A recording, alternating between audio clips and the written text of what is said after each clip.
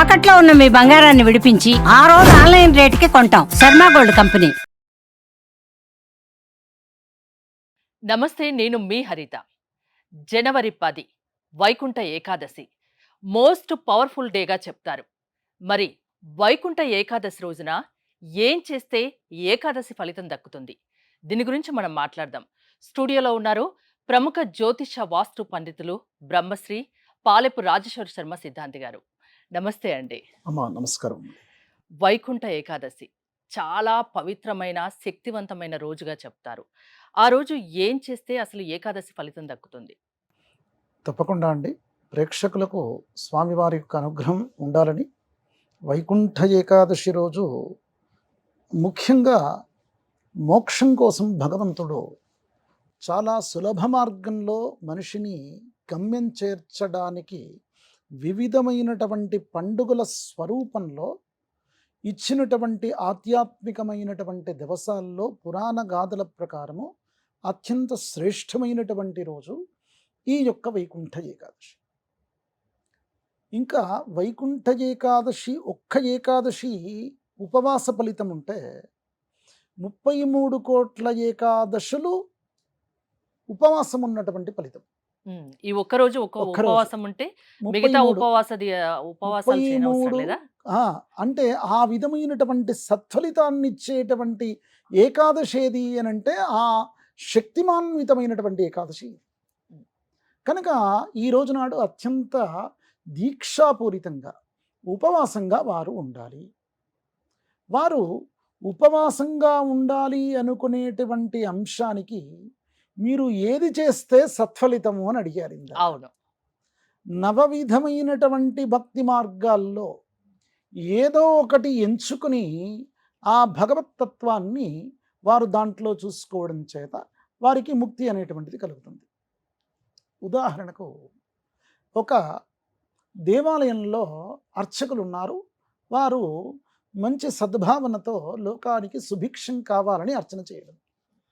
ఆ దేవాలయంలో సేవకులు ఉన్నారు. సేవకులు కూడా ఆ విధమైనటువంటి విధంగానే భగవంతునికి భక్తితత్వంగా చేయడం.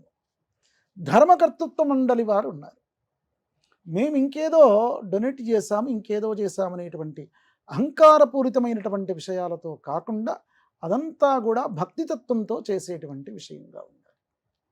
కనుక ఈ ఏకాదశి వ్రతతుల్యమైనటువంటి అంశాలకు మనిషి యొక్క జీవన నడవడి ఏదైతే ఉందో మార్చాలనేటువంటి ఉద్దేశంతో పెట్టినటువంటి దీక్షలు ఈ ఏకాదశి దీక్షలు. మనము లేచిన వెంటనే మన యొక్క ముఖాన్ని శుభ్రం చేసుకుంటాము. ముఖం శుభ్రం అయిన తర్వాత, నోరు శుభ్రం అయిన తర్వాత దేహాన్ని కూడా బాహ్యంగా శుభ్రపరచుకుంటాము స్నానాది ప్రక్రియలు చేసి. లోపల మరి ఎట్లా శుద్ధి కావాలి? శరీరంలో ఆహార పదార్థాలు వేస్తాము. ఏదో నీరో ఇంకేదో తాగడం చేత ఆ ఆహార పదార్థం శుద్ధి అవుతుంది. మన యొక్క రక్త మాంసాల్లో ఇమిడినటువంటి విషతుల్యమైన పదార్థాలు మనం తినడం చేత ఆ విధమైన పదార్థాలు ఇమిడి ఉంటాయి మన శరీరంలో. అవన్నీ ఎట్లా కూడా శుద్ధిపరచాలి? మనము ఈ కాలంలో చూడండి, ఎవరైనా వెళ్ళి వారు చాలా పాపం చేసి అనేక విధమైన దుర్మార్గ చేష్టలు చేసి దొంగతనాది ప్రక్రియలు కూడా చేసి వారు వెళ్ళి తిరుపతి దర్శనానికి వెళ్ళి అక్కడ హుండీలో వేస్తాడు. ఇంట్లో పనివాడికి ₹1 దానం ఇవ్వడు. ఇంకెవరికో వారికి ఈ విధమైనటువంటి సద్బుద్ధి అనేటువంటిది ఉండదు. అట్లాంటి వారికి ముక్తి అనేటువంటిది ఉండదు. మరి వారిని మార్చేటువంటి విధంగా ఈ దేహశుద్ధి ఆత్మశుద్ధి ఏదైతే ఉందో మనశ్శుద్ధి కూడా కావాలి. వారి ఆత్మ కూడా శుద్ధి కావాలి. ఆ శుద్ధి ప్రక్రియ ఎట్లా అవుతుంది అనంటే ఏకాదశి దీక్ష అనేటువంటిది దాని గురించి మనిషిని శుద్ధిపరచడానికి, ప్రక్షాళన చేయడానికి, మనము మనలోపల ఉన్నటువంటి తప్పులు తెలుసుకొని భగవంతునితో గడపడానికి చేసేటువంటి సన్మార్గమే ఈ ఏకాదశి దీక్ష. దేహశుద్ధి అన్నారు, అది ఎలా చేసుకోవాలి? దేహశుద్ధి చేసేటువంటి అంశాల్లో ఇంకొక అంశం కూడా ఉందండి. ఈ కాలంలో ఏదైనా పూజ చేస్తే మా పుత్రునికి ఇది వస్తే నేను పూజ చేస్తాను, ఉమ్. ఇంకొక ఉద్యోగం వస్తే పూజ చేస్తాను. దేవుడికి సాధారణంగా భక్తులు అవును. మొక్కుకునేది నాకు ఒక ఈ ఆ కోరిక విధంగానే. తీర్చండి స్వామివారు, ఆ విధంగా. మీ గుడికి అందు గురించి. వస్తాను అని అదే మొక్కుకుంటారు కదా. ఇతర మతస్థులు చూడండి, ఒక ముస్లిమ్స్ వారు విధిగా వెళ్ళి శుక్రవారం రోజు చక్కగా మసీదులో ప్రార్థనలు చేస్తారు. సండే రోజు కూడా క్రిస్టియన్స్ కూడా ఆ విధంగా. ఎక్కడ వచ్చిందయ్యా చిక్కు అంటే హిందూ ధర్మంలో కొంతమంది మాత్రము ఖచ్చితంగా కోరికల కోసం మాత్రమే భగవంతుని ఉపయోగించుకునేటువంటి స్థితి. ఆ విధమైనటువంటి విధానం అనేటువంటిది వదిలేయాలి. మొట్టమొదటి జ్ఞానం కోసము మనకు భగవంతుడు జన్మ ఇచ్చాడు కాబట్టి ఉత్తమమైనటువంటి జన్మ ఇచ్చినందుకు భగవంతునికి మనం రుణపడి ఉంటాం. ఆ రుణపడి ఉండేటువంటి అంశాల్లో ముక్తి కోసం చేసేటువంటిది, పుణ్యం కోసం చేసేటువంటిది ఈ యొక్క ఏకాదశి వ్రతాలు. ఏకాదశి వ్రతం ఎందుకోసం చేస్తారు, దాంట్లో ఉన్న అంతరార్థం ఏమిటి అని అడిగారు మీరు. అసలైతే ఏకాదశి వ్రతము ఇందాక కోరికల కోసం మిగతా వాటి కోసము అని అనుకున్నా, కానీ అసలు విషయం ఏమిటయ్యా, హిందూ ధర్మంలో చేసేటువంటిది అనాయాసైన మరణం అని కోరుకున్నాడు. వీడు కష్టపడకుండా చనిపోవాలి, చనిపోయిన తర్వాత ముక్తి కావాలి వీడికి. దానికి ఆ విధంగా ఉండాలి అనుకుంటే వానికి ఏదైనా మనము స్టేజీ పైన నాటకం ఆడేది ఉంటే రిహార్సల్ అవసరమా కాదా? వెళ్ళి డైరెక్ట్గా స్టేజీ పైన నాటకం వేయలేమే. కనుక ఆ విధమైనటువంటి విషయానికి వానికి వృద్ధాప్య సమస్యలు వచ్చినప్పుడు వానికి ఆహారం అనేటువంటిది వృద్ధాప్యంలో తినలేడు. కనుక ఈ ఉపవాస దీక్షలు ముందు నుంచే వాడు ఈ దేహాన్ని కష్టానికి అలవాటు చేయడం. ఇక్కడ దీని వెనుక ఇంత అంతరార్థం అనేటువంటిది ఉంది. కనుక కష్టపడినప్పుడు అయ్యో అనుకునేటువంటి విషయం కాదురా, నీవు నీ యొక్క దేహాన్ని ఇప్పటి నుంచే కష్టపడేటువంటి స్థితిగా ఏర్పడితే అప్పుడు నీకు అనాయాస మరణం అవుతుంది. మరణ సందర్భంలో ఇబ్బంది పడు, నీ శరీరంలో ఉన్నటువంటి ఇబ్బందులన్నీ పోతాయి. మరణానికి ముఖ్యంగా భయపడవు నువ్వు. విన్నారా? కనుక నిజ జీవితంలో మనిషి అనేటువంటి వారు ఉంటారు. నీ మనస్సు కూడా ఏకీకృతం అవుతుంది ఎవరితో అంటే భగవంతునితో. కనుకనే అది ఏకాదశి అనేటువంటి విషయం కూడా మనలో ఉన్నటువంటి పంచేంద్రియాలు, జ్ఞానేంద్రియాలు 5 5 11 10 ఇంకా 11 అయినటువంటి మనస్సు, అది ఈ 11 భగవంతుని పైన లగ్నం చేయడమే. మన కోసం కాకుండా ఈ యొక్క సృష్టి కోసము, ఈ ప్రకృతి కోసము, ఇతరుల కోసము నేను నా యొక్క జన్మను ఉపయోగిస్తాను అని భగవంతునికి ఆ విధంగా మనం చేసిన తప్పులన్నీ కూడా చెప్పుకొని మనము ప్రక్షాళన చేసుకునేటువంటి అంశమే ఏకాదశి. అలా చేస్తే విశిష్ట ఫలితం దక్కుతుందా? ఏకాదశి ఏ ఫలితము? ఏ ఫలితము? ఫలితం అంటేనే ఈ కాలంలో నాకు లాభము అనే లాభం ఏమిటి అని అంటే మనకు ముక్తే మా లాభం, మనకు మోక్షమే లాభము. కనుక మనము, మన యొక్క పిల్లలు, మన యొక్క భార్య, భర్త, తల్లిదండ్రులు, మన జీవనము, మన స్నేహితులు, వీళ్ళందరూ కూడా ఒక స్థాయి వరకు. మనిషి యొక్క విధానము ఒక పరిమితి లేదు, అందరినీ చూసుకోవాల్సిన బాధ్యత. వీని యొక్క శక్తి చాలా గొప్పది. వీని శక్తిని, గొప్పనైనటువంటి శక్తిని వీనంత వీడు ఒక లిమిట్స్లో పెట్టుకుంటున్నాడు. కనుక ఆ విధమైనటువంటి విషయం లేదు మనకు.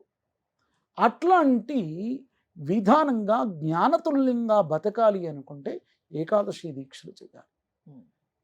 ఏకాదశి దీక్ష కొంతమందికి దీక్ష చేయాలి, ఉపవాసం చేయాలన్నా ఆరోగ్యం సహకరించదు. అవును, అలాంటి వాళ్ళను దేవుడు కరుణిస్తాడు కదా. ఖచ్చితంగా. వారికి శాస్త్రంలో వృద్ధులకు కానీ, వ్యాధిగ్రస్తులకు కానీ, చిన్న పిల్లలు ఉన్నారు, వారికి తిన్న తర్వాత గంటకే 2 గంటలకే ఆహారం అరిగిపోతుంది, వారికి చెప్పబడలేదు. వృద్ధులు ఉన్నారు, వృద్ధో బాల సమాన, వారికి కూడా చెప్పబడలేదు ఏకాదశి దీక్ష. మరి ఆహారం కూడా మాత్రతో సమానమైనటువంటి వారు ఉన్నారు. కనుక ఆ ఆహారం తినకుంటే వారికి ప్రాణాంతకం అవుతుంది. షుగర్ లాంటి వ్యాధులు ఉన్న వారికి వారికి అట్లాంటి ఏకాదశి దీక్షలు అంటే దీక్ష వీరికి కూడా చెప్పబడిన సాత్విక ఆహారం తీసుకోవాలి అని చెప్పబడింది. ఉమ్, రోజుకు కాస్త భిన్నంగా ఉండాలి. తామసమైన ఆహారం కాకుండా ఉమ్, సాత్వికమైన ఆహారంతో వారు గడపడం అనేటువంటిది మంచిది. గడిపేటువంటి వారు నీల ఆహారం అంటే నీళ్ళే తీసుకొని ఉండడం, నిర్జల ఆహారం అంటే నీళ్లు కూడా తీసుకోకుండా, ఉమ్ము కూడా తీసుకోకుండా వారు ఆ రోజు ఉండడం, ఫల ఆహారం కొంతమంది ఖచ్చితంగా ఏదో ఒకటి కొంత ఉమ్. తీసుకోవాల్సిన దేహమైనప్పుడు వారికి ఫలాలు పండ్లు తీసుకొని అంటే ఉంటే ఎవరి ఆరోగ్యానికి శ్రేష్టం. తగ్గట్టు, ఎవరికి తగ్గట్టు, ఎవరి అంతే శక్తికి తగ్గట్టు వాళ్ళు చేస్తే ఉండాలి సరిపోతుంది. ఉండాలి. ఇలానే ఉపవాసం చేయాలి అని మాత్రం ఎక్కడా లేదు కదా. ఒక నియమం ఉంది. ఆ మనం ఈ ఆహార నియమం అనేటువంటిది ఉపవాస దీక్షలో ఒక అంశమే. ఉమ్, ఈ కాలంలో వీళ్ళందరూ ఉపవాసం ఉంటున్నారు కానీ ఏకాదశి రోజు ఆఖరకు భగవంతుడికి నమస్కారం కూడా చేసుకోవట్లేదు. ఉమ్, ఆ విధంగా ఉపవాసము, ఉప అంటే సమీపము, వాసము అంటే నివాసము. ఎవరితో సమీపంలో, ఎవరికి దగ్గరలో ఉండాలి అంటే భగవంతునికి దగ్గరలో ఉండాలి. దానికోసం భగవత్ తత్వానికి దగ్గరలో ఉండడానికి మనకు తామసోపేతమైనటువంటి అడ్డమైన ఆహారం తీసుకుంటే మన దేహం అనేటువంటిది లేనటువంటి కోరికలకు, ఉమ్. లేనటువంటి విధానానికి, లేనటువంటి రోగాలకు ఆ రోజు వాటితోటే సరిపోతుంది తప్ప భగవంతునితో గడపడం అనడానికి సరిపోదు. ఇంకోటి చిన్న సందేహం. ఆ రోజు స్వామివారిని వైకుంఠ ద్వార దర్శనం చేసుకుంటే ఎన్నో జన్మల పుణ్యఫలం దక్కుతుంది అంటారు. అవును. ఒకవేళ వీలు కాక చేసుకోకుంటే ఇంకేదైనా ఉందా దానికి పరిష్కారం? చేసుకోలేనటువంటి వారికి ఉమ్, స్వామివారికి ఇంట్లోనే నమస్కారం చేసుకోవడం. అంటే కొంతమంది మీరు అడిగినటువంటి విధంగా కూడా వారు బయటకు రాలేనటువంటి వారికి మీ క్వశ్చన్ చాలా ఉపయోగపడుతుంది కూడా. పాపం వారు బయట ఒక 4 అడుగులు కూడా వేయలేనటువంటి వారు. వారికి వారు చేయాల్సింది ఏందంటే ఇంట్లోనే స్వామివారికి నమస్కారం అనేటువంటిది చేసుకోవడం చేత వారికి ఇబ్బందులు అనేటువంటిది కూడా పోతాయి. ఆ విష్ణుమూర్తి యొక్క స్మరణ చేసుకుని ఇంట్లో ఆ పటానికి కానీ, విగ్రహానికి కానీ నమస్కారం చేసుకుంటే చాలు. దేహం వెళ్ళేటువంటి స్థితి ఉన్నటువంటి వారు ఎవరైతే ఉన్నారో ఉమ్, ఖచ్చితంగా వెళ్ళడం అనేటువంటిది మంచిది. కొంతమంది ఈ కాలంలో తప్పనటువంటి ప్రయాణాల్లో కూడా ఉన్నటువంటి వారు ఉంటారు. ఉమ్, విదేశాలకు కానీ పెద్ద ప్రయాణాలు, ఒక రోజు 2 రోజుల ప్రయాణాలు కూడా ఉంటాయి వారికి. ఖచ్చితంగా దేవాలయానికి వెళ్ళండి అనంటే వెళ్ళాల్సిన స్థితి లేనటువంటి వారు ఓకే. ఎవరైతే ఉన్నారో స్వామివారికి మనసులో నమస్కారం చేసుకుని భగవన్ నామస్మరణ చెప్పుకోవడం చేత ఏకాదశి వ్రత ఫలితం అనేటువంటిది కలుగుతుంది. ఈ కలియుగంలో భగవన్నామ స్మరణనే అత్యంత గొప్పనైనటువంటి అంశం. ఇంకేదో స్తోత్రాలు కానీ, వేదమంత్రాలు కానీ, ఇంకేదో రానటువంటి వారు చాలామంది ఉండవచ్చు. కనుక ఏమీ లేకున్నా వారు ఎదుటి వారిని తిట్టకుండా నిత్యానికి భిన్నంగా ఉండాలి. ఒక ఉద్యోగస్తుడు ఉన్నాడు, తోటి అంటే మన వారిలో వల్ల కూడా ఒకరు ఇబ్బంది పడకూడదు. అవును మన వల్ల ఇంకోరికి వీలైతే ఏదైనా దానం చేయండి, వాళ్ళని సంతోష పెట్టండి. కాకపోతే మీ వల్ల మాత్రం ఇంకోరు ఇబ్బంది పడద్దు. అలా ఉంటే ఏకాదశి రోజు ఖచ్చితంగా ఫలితం ఉంటుంది. ఖచ్చితంగా ఉమ్, ఏకాదశి రోజు మనం అందరం చేయాల్సిన ముఖ్యమైన నియమం ఏమిటి అని అంటే ప్రతివారు అందరిలో కూడా పరమాత్మని చూసుకోవాలి. ఉమ్, పరమాత్ముడు ఒకే దగ్గర ఉండడు. ఆయన మత్పిండమేకం బహుభాండరూప సువర్ణమేకం బహుభూషణాని అని బంగారం ఉంది. ఒకరు ఒక వస్తువుగా, ఇంకోరు ఇంకో వస్తువుగా, ఇంకోరు ఇంకో వస్తువుగా ఉన్నారు. ఉమ్, మనలో ఉన్న ఆత్మని వివిధమైనటువంటి స్వరూపాలుగా మనం శరీరాలు వేరు కానీ ఆత్మ ఒకటి. ఉమ్, మనము ఒక పనివాడున్నాడు, డ్రైవర్ ఉన్నాడు, ఇంకెవరో ఉన్నారు, వాళ్ళని తిట్టకూడదు. ఉమ్. సద్భావనతో చూడాలి. నేనైనా వీరైనా ఒకటే. అందరూ కనుక మనుషులు ఒకటే. అందరూ ఆ, మనుషులు ఒకలే.